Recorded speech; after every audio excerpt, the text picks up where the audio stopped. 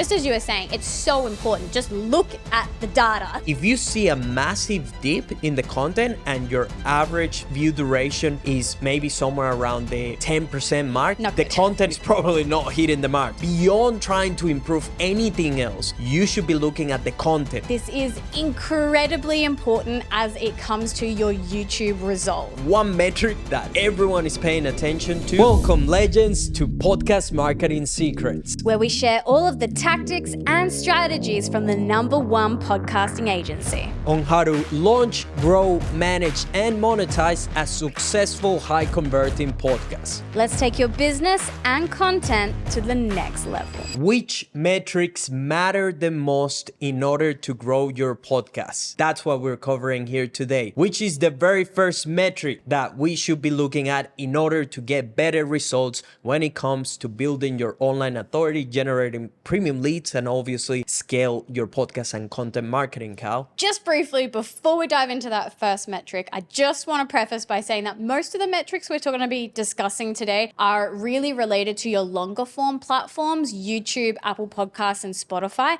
The reason for that is because there are a lot of different metrics to balance across the variety of short form or other social media platforms, and they mean different things to each platform as well in terms of how much of an impact they play in your content success. We'll touch on it just a little bit, but let's just dive in for now. I just wanted to highlight that. So first metric that we want to cover off on is your click-through rate. This is incredibly important as it comes to your YouTube results. Now, there are a few things that have an impact on your click-through rate. The first is the title that you create for your podcast episode.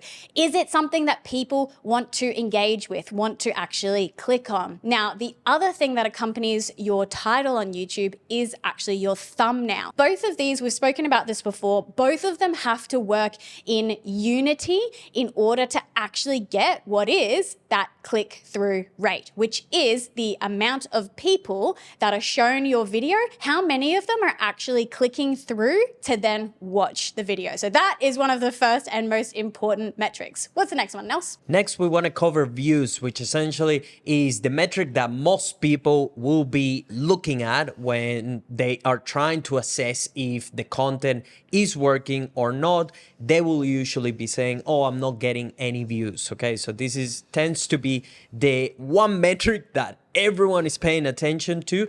And although it is extremely important, it doesn't tell the full story, because ultimately you want to focus on quality views. That's way more important than quantity. If I gave you the option as a business owner, hey, would you want to be exposed to 1 million people, but none of them are buying your products or your offers, compared to maybe having 100 raving fans, but you're making 7 figures, you probably are going to choose the latter one, right? And by the way, we have many examples from podcast partners and podcast licensees that we work with that we just barely 100 subscribers are making multiple 6 figures, okay? So again, views is one of those that tells you briefly if things are reaching more people. You just want to make sure that ultimately the kind of reach that you're getting, and this will be paired with the kind of engagement as well that you get, is being the right one, that you're essentially getting in front of your dream customers. What's the next one, Cal? The next one actually links perfectly in with views and links tightly to how you would get more views, which is by increasing your average view duration on YouTube, or it's also referred to as average consumption on the podcasting players themselves. What this metric determines or shows you is how long somebody is listening to your content for. Now, the metric can be displayed in terms of minutes or percentage on YouTube. I would go for the percentage because naturally the length of content that you create is going to be varied. So it's fairer comparatively to actually base it off of your average percentage viewed. And something to keep in mind in there as well is that this will tell you if the content that you're making is resonating, if it's good, because ultimately, if people are watching more of your podcast episodes or your long form content, that just means that you're making the right type of content. And if you can see the graph, especially on YouTube, where you get extremely good analytics, if you see a massive dip in the content and your average view duration is maybe somewhere around the 10% mark, Not the good. content is probably not hitting the mark. So beyond trying to improve anything else, you should be looking at the content. Why did it dip at that exact time? Where are you losing people? And would you even consume the entirety of the content that you put out there? So this is an excellent metric to know if your content is good or not. And it doesn't matter how much click-through rate you get or how many people are coming. Maybe you have an exceptional title and thumbnail and that's sorted. You're getting in front of people. People are clicking, but then they're just leaving the video too soon because the content is either being clickbait. This is exactly what clickbait is when you manage to engage people because you have an exceptional thumbnail or title, something that really grabbed people's attention, but then you missed on your promise. So meaning after they start watching the content, you didn't fulfill on the promise that you make on your title and thumbnail, or the content is just trash. Like they just don't keep watching. And those three things that you're just mentioning as well, so title, thumbnail, and then also your average view duration. So title and thumbnail forming click-through rate, and then your average view duration. Those are key metrics that let YouTube know whether it should be showing your video to more people, which is going to increase that views metric. It all kind of ties back together ultimately in the end. But that's a great point that you mentioned there. The next metric is downloads, and this is the equivalent to views in the podcasting audio platforms, okay, on Spotify and Apple Podcasts. So downloads is essentially who's listening to your podcast episodes. And this overall, especially if you're looking at the growth of your podcast in itself, is what's going to tell you how many people are listening to the podcast.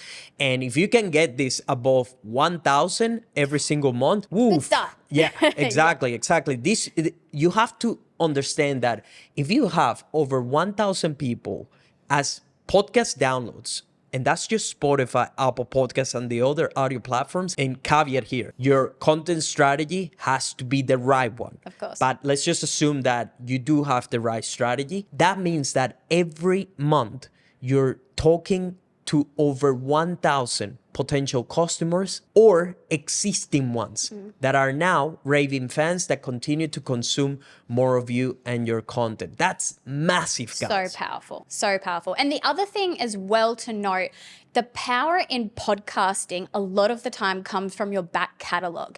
And so if we're looking at downloads metrics, and this is actually something I was training our social media team on today as well, is that your older episodes will often be some of the most downloaded. And it makes perfect sense because they've had the most time to perform as well. So just very important when you're looking at your downloads for your podcast to actually compare them relatively to the time frame. So on Captivate, the platform that we use, you can actually compare episodes based on the first 7 days, which means you're actually fairly comparing their performance over that period of time. So that's just a good thing to note as well. Essentially, the content compounds over time. It's the same principle of investing and why the viral podcast system is by far the best content strategy, especially over a long-term time frame, because it compounds. So even though today maybe you're not getting many downloads or views of your podcast, over time they will compound and eventually you will have something that hits different or gets more reach or goes viral, and you will see all your metrics skyrocket all together. And again, if you don't look at this in the course of 30 days, not even 90 days or 6 months, but you look at this over 12 months and beyond, that's where you will see the power of the compounding effect. And those episodes that maybe had just a few dozen views or downloads now will have hundreds, if not thousands. 100%. And it's also a great way to determine which episodes are performing best. So for instance, I was looking at some downloads just today. it's an indicator that if you've got a recently posted episode that has high downloads and is up there with, say, some of the first episodes that you posted, it's an indicator that that one is outperforming. So you need to be creating more of that content as well. So just as you were saying, it's so important. Just look at the data, look at the analytics. You just nailed it with that, is that allows you to know what to double down on.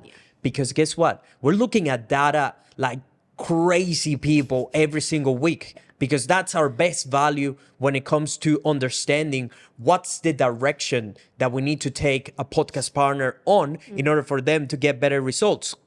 It's because we're obsessed with the data, and then we can make informed decisions. We're not guessing. We're not thinking, oh, maybe I have a hunch that this could work. No, we're looking at the plain data and what it's saying. What are people engaging with the most? What got the most traction? And many times you'll be surprised is not the things that you would think, yeah, that's definitely what people will engage with the most. Many times you'll be blown away. Exactly. Hence why knowing your numbers is extremely crucial.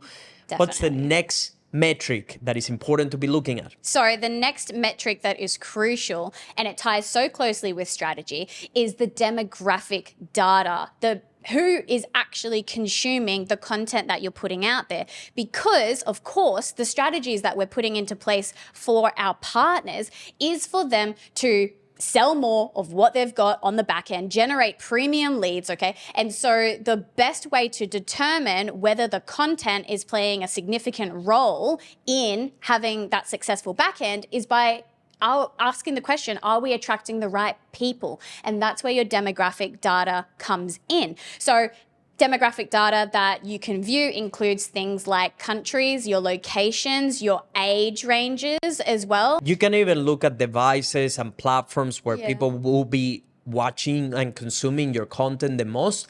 But ultimately, the one that you really want to pay attention to are the location, as Cal mentioned, as well as the age. Because if you know your dream customer is based only in Australia, you only sell your offer within this particular location, and you sell it to people that are between 20 and 35 years old, if your demographic data is not matching who you serve, there is a clear problem in there with the messaging, or maybe you're reaching too much of the wrong people that ultimately, chances are not going to buy from you. So then you can make better adjustments. This is a problem, by the way, that we had with one of our clients when he first came to us. He was following really bad practices when it came to growing online, which essentially means he was buying followers without even knowing, by the way. It's not like he went out of his way to buy followers. He was sold into this social media growth tool, and guess what? His account was destroyed. The reach and the demographics was all about Southeast Asia and some random terrible countries where he doesn't have customers. His customers are based here in Australia. So we had to do a lot of work with the messaging and the type of content to eventually switch around that data. But to let you know that if you have that problem, you can solve it. It might not be overnight. You have to keep the consistency. You have to be posting the right type of content and obviously help the algorithm and the platform understand, hey, these are the type of people that I'm targeting. They're based on this location. Your wording, your messaging, the creative will determine a lot of who they serve the content to. But now 50% of his audience is based in this country, which is exactly the type of people that will eventually buy from him. It's so good. And actually, the final thing I will mention is around demographic data and also platform usage data as it relates to YouTube. So this was something really interesting that I was looking into the other day, because YouTube does have more detailed analytics than what I've seen on the back end of podcasting platforms in particular. But we were looking at the proportion of listeners who were watching either on their phone or on the computer. And that actually also plays into the way that you create your titles in terms of character counts. So even just right down to that level and understanding how people are consuming your content is also going to allow you to make those informed decisions for the content strategy moving forward. And the final metric that we want to be looking at is not so much a metric in itself, but is just something that you want to be paying attention to, and is your reviews on Apple Podcasts and Spotify, as well as your comments overall across all these platforms. Reviews is not that they are helping you get in front of more people within the algorithm of the platforms, it's more that it gives you credibility. Think of this. If you go to look for a podcast, and let's just say that you're maybe on the solar industry, right? And I'm keen to learn more about solar. I'm looking for an expert. I need to get nurtured, get more information. And I type solar, and all these different podcasts show up. Guess what? Chances are I'm going to be listening to the one that has more credibility or more reviews. So if you can get your podcast to at least have somewhere around the mark of 50 to 100 reviews, that is solid credibility. And obviously try to make sure that it stays within a 4.8 to 4.9 type of ranking. It can be hard the more you grow to keep it at a 5 solid star review type of podcast. And ultimately, humans are smart, and you kind of don't tend to trust as much something that is perfectly rated compared to something that has a slight chunk of people that didn't like the podcast as much. So you want to be aiming somewhere around the 4.6 to 4.9. It's a perfect sweet spot where you're basically telling people like, hey, my podcast is really good, so much that this amount of people have taking time out of their day to go and leave a review. Absolutely. And also important to highlight here that nobody wants to be the first. Sometimes in these situations, if you're a brand new podcaster and you're looking to add some credibility to the podcast as it shows up on the players, ask around, ask a few people to just jump in, give you those first few reviews to get you started. And then naturally also people will come over time as you continue to practice. And I guess the final thing that we would mention on this as well is comments. So particularly on Spotify now, and there is a setting in the back end, so just make sure if you're filtering for comments, you're actually going into the back end of your Spotify and approving them. Otherwise, they might get stuck in just a section, or there is a setting where you can just allow comments to be popped straight through. But that's just another way to showcase that people are engaging with you. So not only showing it outwardly, but also for you to see how people are engaging with you and to engage with them back. And by the way, this is one of the best ways to find out what your dream customer wants to know and what are they interested in. Because guess what? If you make a particular episode about something that you do and someone asked a follow-up question or they request a different element that maybe you didn't cover, that's a good indication for you to know like, hey, seems like your dream customer really likes this subject or they want to know more about it. There's something about that particular topic that if it got really good engagement and traction and it's showing up in the comments, clearly that might be a low-hanging fruit for you to know that, hey, maybe I should be linking my messaging more to this particular subject. This is a telltale in order to know as well what kind of creatives should you do for your pay marketing? Because if you know that your dream customer is always asking you questions, maybe going back to this example of being in the solar industry, they're always asking you questions about the battery installation and how does that go? And if they even need a battery to work with their solar panels. If you get a lot of questions on that on your organic content, you should be totally making ad creatives for your paid marketing, addressing that concern, objection, question, or information to supercharge your backend and obviously sell more of what you do. Perfect. I think that wraps us up for today. So I hope that these key metrics are able to help you moving forward with your podcasting. If you haven't looked at any of them, definitely do that. But we look forward to providing you with some more epic podcasting info in future episodes. See you then. Thank you for joining us on Podcast Marketing Secrets. If you found value in this episode, the best way you can support us in continuing to deliver this content to you is by giving us a 5-star review on Apple Podcasts and Spotify. And don't forget to subscribe to us on YouTube. Now, if you're keen to connect with us, we are at Vibez Creative on all your other social media platforms. Please send us your questions, engage with us, let us know what you want to hear about next on the podcast, and we'll be sure to create content around that. And if you're interested in partnering with us for the highest level of support for you to be able to launch, grow, manage, and monetize a successful podcast for your business or your personal brand, we offer different levels of support, starting from our services, one-on-one coaching, as well as our completely done-for-you system. So if you're interested in finding out more, book a call with our team down in the description below.